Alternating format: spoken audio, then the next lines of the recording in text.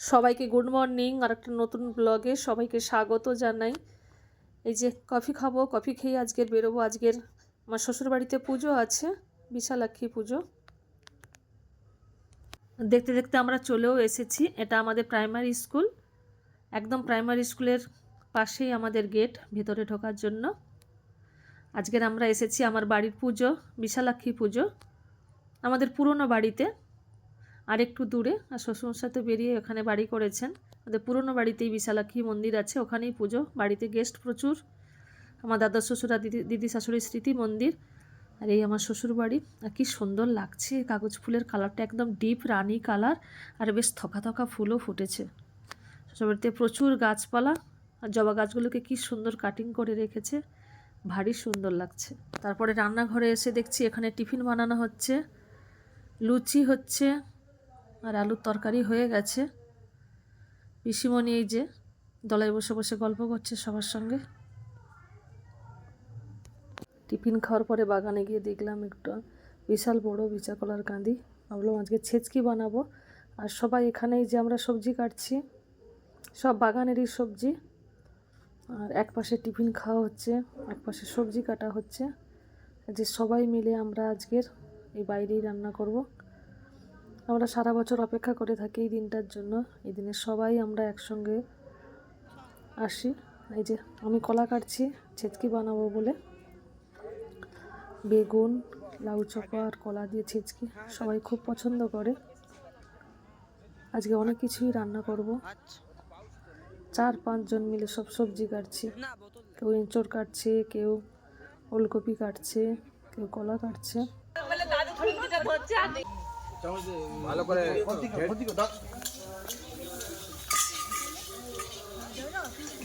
জেঠিমা ফটো ভালো করে নে। আমার ঠ্যাংকি হয়েছিল। হ্যাঁ আমাকে তুলে দিন, আমার খালি গায়ে।